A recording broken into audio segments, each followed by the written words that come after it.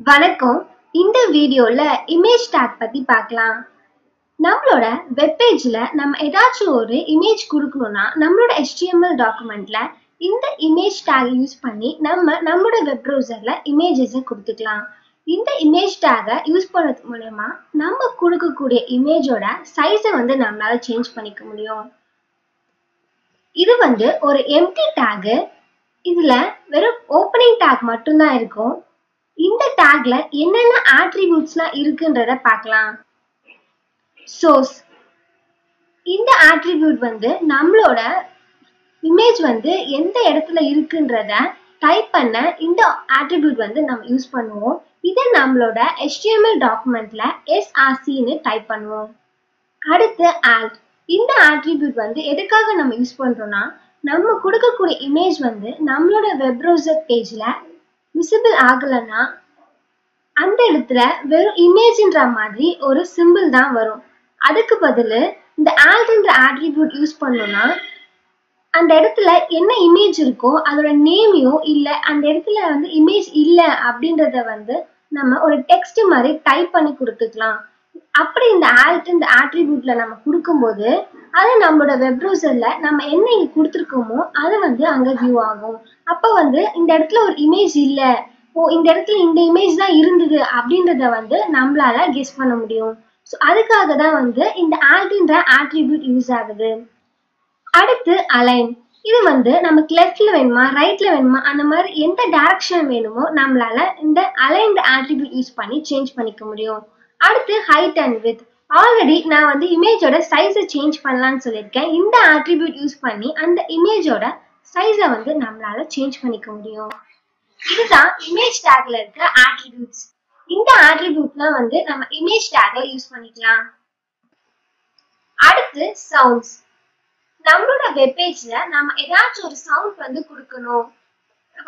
போனுக்கு இந்த மாதிரி ரிங்டோன் வைக்கணும். அது மாதிரி நம்மளோட வெப் பேஜ் ஓபன் ஆகும்போது நமக்கு ஏதாச்சும் ஒரு சவுண்ட் கொடுக்கணும் அப்படின்னா நம்மளோட HTML டாக்குமெண்ட்ல நம்ம சவுண்ட் ஆட்ரிபியூட் யூஸ் பண்ணி நம்ம இந்த சவுண்ட்ஸ் கொடுத்துக்க முடியும்.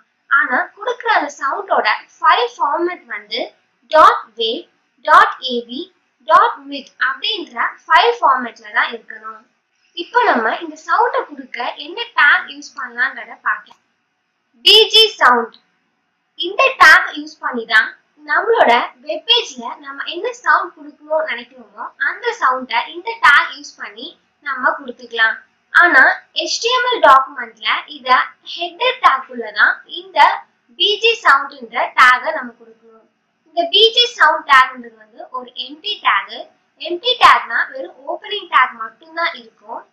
இந்த டேக்ல நம்ம ரெண்டு ஆட்ரிபியூட் யூஸ் பண்ணிக்கலாம். ஒன்னு சோர்ஸ், இன்னொன்னு லூப்.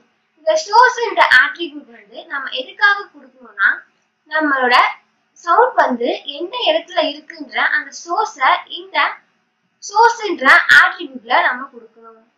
அந்த சவுண்ட் நம்மளோட வெப் ப்ரௌசர் ஓபன் பண்ணும்போது எத்தனை டைம்ஸ் நமக்கு அந்த சவுண்ட் கேட்கணும்ன்றத இந்த லூப்ன்ற ஆட்ரிபியூட் யூஸ் பண்ணி நம்ம கொடுத்துக்கலாம். இதுதான் நம்மளோட வெப் பேஜ்ல நம்ம ஏதாச்சும் ஒரு சவுண்ட் கொடுக்கணும்னா அதுக்கு இந்த bg டேக்ல இந்த ஆட்ரிபியூட் யூஸ் பண்ணிலாம் நம்ம கொடுத்துக்கலாம். அடுத்து பேக்ரவுண்ட் பிக்சர். எப்படி நம்ம பேக்ரவுண்ட் கலர் சேஞ்ச் பண்றோமோ அதே மாதிரி நம்ம பேக்ரவுண்ட் இமேஜும் சேஞ்ச் பண்ணிக்கலாம். அதுக்கு பாடியில பேக்ரவுண்ட்ற ஒரு ஆட்ரிபியூட் நம்ம கொடுக்கணும். இந்த ஆட்ரிபியூட் யூஸ் பண்ணி நம்ம எந்த இமேஜ் நமக்கு தேவையோ அந்த இமேஜ இந்த ஆட்ரிபியூட்ல நம்ம கொடுத்துக்கலாம். இன்னைக்கு நம்ம பார்த்த இந்த இமேஜ் அண்ட் சவுண்ட பிராக்டிகலா நோட்பேட்ல டைப் பண்ணி அதோட அவுட்புட் நம்மளோட வெப் ப்ரௌசர்ல எப்படி வருதுன்றத நம்ம பார்க்கலாம். என்னோட லேப்டாப்ல டாஸ்க் பார்ல நான் சர்ச்ல போய் நோட்பேட்++ன்னு டைப் பண்றேன். கிளிக் பண்ண உடனே எனக்கு இந்த நோட்பேட் ஓபன் ஆயிட்டு இருக்கு. நமக்கு நியூவா ஒரு நோட்பேட் தேவைன்றதுனால நான் ஃபைல்ல போய் நியூன்னு கொடுத்துக்கிறேன். இப்போ நம்ம நார்மலா ஒரு வெப் பேஜ் கிரியேட் பண்ண என்னென்ன HTML கோட்ஸ்லாம் இருக்கோ அதை நம்ம டைப் பண்ணிக்கலாம். exclamatory doc type HTML. இது நம்மளோட ப்ரௌசர் வந்து HTML டாக்குமெண்ட் அண்டர்ஸ்டாண்ட் பண்ணிக்கிறதுக்காக இந்த ஓப்பனிங் டேக நம்ம கொடுக்குறோம்.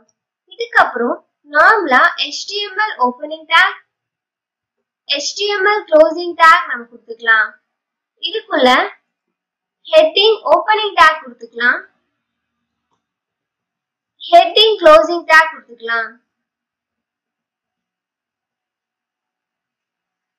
இதுக்குள்ள டைட்டில் ஓப்பனிங் டேக்,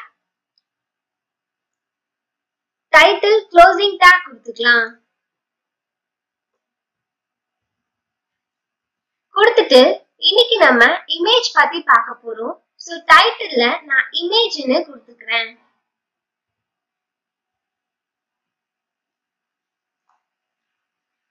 கொடுத்துட்டு நான் வந்து பாடி ஓப்பனிங் டேக் கொடுத்துக்கிறேன், பாடி க்ளோசிங் டேக் கொடுத்துக்கிறேன். கொடுத்து முடிச்சிட்டு நான் வந்து இந்த ஃபைலை சேவ் பண்றேன். எனக்கு வந்து ஒரு டயலாக் பாக்ஸ் ஓபன் ஆகுது. இதுல ஃபைல் நேம் வந்து நான் இமேஜ் கொடுக்கிறேன், .html கொடுங்க. கொடுத்துட்டு எனக்கு டெஸ்க்டாப்ல வேணும், நான் சேவ் பண்ணிக்கிறேன். இப்போ வந்து HTML டாக்குமெண்ட்டுக்கு சேஞ்ச் ஆயிடுச்சு. இப்போ நம்மளோட வெப் பேஜ்ல நம்ம ஒரு இமேஜ் கொடுக்கறத என்ன டேக் யூஸ் பண்ணி கொடுக்கலாம் அப்படின்றத பார்க்கலாம். நான் வந்து லாஸ்ட் வீடியோல ஆங்கர் டேக் யூஸ் பண்ணி ஒரு டெக்ஸ்டை கிளிக் பண்ணது மூலமா ஒரு இமேஜ் வந்து எப்படி ஓபன் பண்ணலாம் அப்படின்றத சொல்லியிருப்பேன்.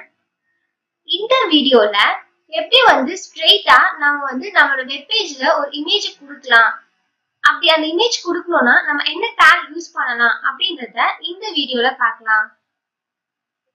இமேஜ் வந்து கொடுக்க நம்ம இமேஜ் அப்படின்ற ஒரு ஓபனிங் டேக் வந்து யூஸ் பண்ணணும்.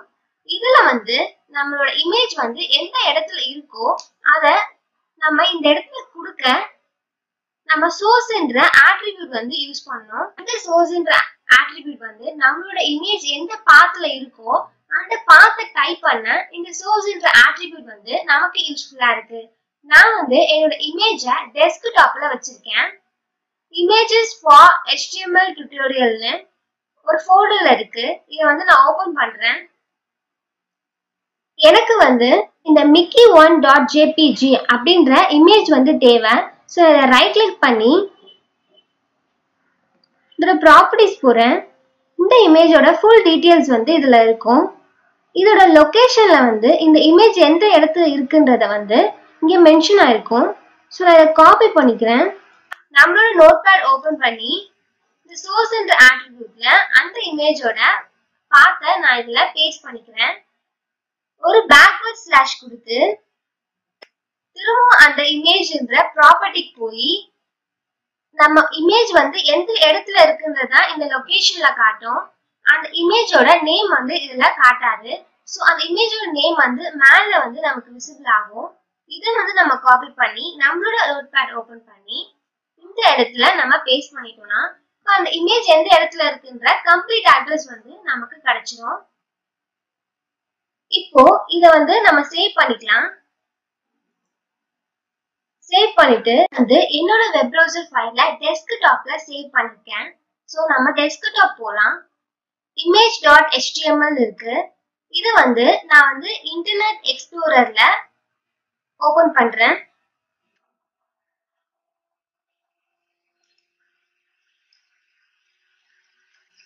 எனக்கு வந்து என்னோட வெப் பேஜ் வந்து ஓபன் ஆயிடுச்சு. இந்த வெப் ப்ரௌசர்ல வந்து நம்ம என்ன டைட்டில் கொடுக்குறோமோ அந்த டைட்டில் வந்து இந்த இடத்துல விசிபிள் ஆகும். நம்ம இமேஜின் கொடுத்துருந்தோம், அது வந்து இந்த இடத்துல விசிபிள் ஆயிருக்கு. இந்த வெப் ப்ரௌசரோட ஃபைல் பாத் வந்து நமக்கு மேல விசிபிள் ஆகும். நம்ம வந்து சேவ் பண்ணிட்டு இந்த இடத்துல நம்ம கிளிக் பண்ணி ரெஃப்ரெஷ் பண்ணா ரெஃப்ரெஷ் ஆயிடும். இல்லைன்னா F5 நம்ம பிரஸ் பண்ணிக்கலாம். இப்ப பாடியில வந்து நம்ம ஒரே ஒரு இமேஜ் கொடுத்துருக்கோம், அது மட்டும் தான் நமக்கு இங்க விசிபிள் ஆயிருக்கு. இந்த இமேஜோட சைஸை வந்து நம்ம சேஞ்ச் பண்ணோம்னா நோட்பேட்ல போய் இந்த இமேஜ் டேக்ல போய் நான் ஸ்டைல்ன்ற ஆட்ரிபியூட் கொடுக்குறேன். நம்ம நார்மலா வித் அண்ட் ஹைட்னே கொடுத்துக்கலாம். ஆனா நம்ம இப்படி தனித்தனியா ஒவ்வொரு ஆட்ரிபியூட்டா கொடுக்கறதுக்கு இந்த ஸ்டைல் என்ற ஆட்ரிபியூட்ல இந்த இமேஜுக்கு என்னென்ன ஆட்ரிபியூட் யூஸ் பண்றோமோ அதை இந்த ஸ்டைல் என்ற ஆட்ரிபியூட்ல நம்ம கொடுத்துக்கலாம். ஸோ நான் ஸ்டைல் என்ற ஆட்ரிபியூட் கொடுத்து இந்த கொட்டேஷனுக்குள்ள நம்மளோட அந்த இமேஜ் டேக்கு என்னென்ன ஆட்ரிபியூட் கொடுக்கணுமோ அதெல்லாம் நம்ம இதுல கொடுத்துக்கலாம். நான் வந்து வித் கொடுக்குறேன் 300 பிக்சல், ஹைட் வந்து அதே 300 பிக்சல் கொடுத்துட்டு நான் வந்து ஃபைலை சேவ் பண்ணிக்கிறேன். சேவ் பண்ணிட்டு என்னோட வெப் ப்ரௌசர் ஓபன் பண்ணி நான் வந்து ரெஃப்ரெஷ் பண்றேன். எனக்கு வந்து அந்த இமேஜோட சைஸ் வந்து சேஞ்ச் ஆயிடுச்சு. இப்போ இதே இமேஜை வந்து நான் காப்பி பண்ணிக்கிறேன். அதுக்கு நோட்பேட் போய் இந்த இமேஜ் டேக்ல நம்ம கொடுத்துருக்கிறத காப்பி பண்ணி பேஸ்ட் பண்ணிக்கலாம். இந்த ரெண்டு இமேஜுக்கும் நடுவுல நம்ம வந்து பிரேக் கொடுத்துக்கலாம். கொடுத்துட்டு இந்த இமேஜ்ல வந்து நம்ம ஆல்ட்ன்ற ஒரு ஆட்ரிபியூட் யூஸ் பண்ணலாம். நம்மளோட வெப்பேஜ்ல இருக்க இமேஜ் வந்து நமக்கு விசிபிள் ஆகலன்னா இந்த ஆல்ட்ன்ற ஆட்ரிபியூட் யூஸ் பண்ணி அது என்ன இமேஜ், அந்த இடத்துல இமேஜ் இருக்கா இல்லையா அப்படின்றத ஒரு டெக்ஸ்ட் மாதிரி நம்ம கொடுத்துக்கலாம். இப்போ இந்த சோர்ஸ்ன்ற ஆட்ரிபியூட்ல நம்ம அந்த இமேஜோட பாத் கொடுத்துருக்கோம். இந்த இமேஜோட நேமை வந்து நான் தப்பா கொடுத்துட்றேன். கொடுத்துட்டு நான் வந்து ஃபைலை சேவ் பண்ணிக்கிறேன். நம்மளோட வெப் ப்ரௌசர் ஓபன் பண்ணி நான் அதை ரெஃப்ரெஷ் பண்ணிக்கிறேன். அந்த இமேஜோட நேமை தான் வந்து நான் சேஞ்ச் பண்ணேன். ஸோ அதனால எனக்கு எந்த இமேஜும் காட்டல, ஒரு ஹிண்ட் மார்க் மாதிரி ராங் மாதிரி சிம்பிள் காட்டுது. இதை இப்படி காட்டுறதுக்கு பதிலாக அந்த இடத்துல இமேஜ் இல்லை அப்படின்றத நம்ம நோட் பேட்ல இந்த ஆல்ட்ன்ற ஆட்ரிபியூட்ல போய் நோ இமேஜ் அப்படின்னு கொடுத்துக்கலாம். கொடுத்துட்டு ஃபைலை சேவ் பண்ணி நம்மளோட வெப் ப்ரௌசர் ஓபன் பண்ணி நம்ம ரெஃப்ரெஷ் பண்ணோம்னா அந்த இடத்துல இங்க இமேஜே இல்லை.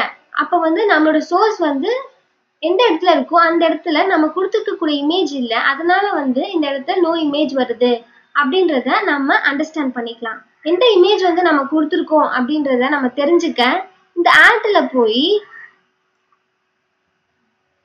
மிக்கின்னு கொடுத்துட்டு ஃபைலை போய் சேவ் பண்ணி வெப் ப்ரௌசர் ஓபன் பண்ணி நம்ம ரெஃப்ரெஷ் பண்ணோம்னா அங்க மிக்கின்ற ஏதோ ஒரு இமேஜ் வந்து இருக்கு.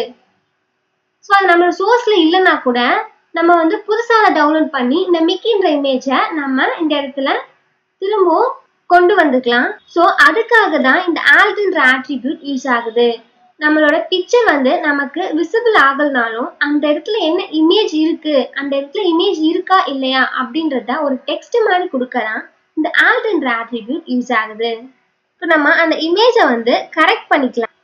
பண்ணிட்டு நான் ஃபைலை சேவ் பண்ணி நம்மளோட வெப் ப்ரௌசர் ஓபன் பண்ணி ரெஃப்ரெஷ் பண்ணிக்கிறேன். இப்போ எனக்கு அந்த இமேஜ் வந்துருச்சு. இந்த வீடியோல இமேஜ் டேக் யூஸ் பண்ணி எப்படி வந்து நம்மளோட வெப்பேஜ்ல இமேஜ் கிரியேட் பண்ணலாம் அப்படின்றத பார்த்தோம். அடுத்த வீடியோல இந்த இமேஜ் டேக்ல இன்னும் என்னென்ன ஆட்ரிபியூட்ஸ்லாம் இருக்குன்றத பார்ப்போம். நம்ம ஒரு வெப்பேஜ் கிரியேட் பண்ணும்போது பேக்ரவுண்ட்ல எப்படி சவுண்ட்ஸ் வந்து நம்ம கிரியேட் பண்ணலாம் அப்படின்றத பற்றியும் பார்க்கலாம். தேங்க்யூ.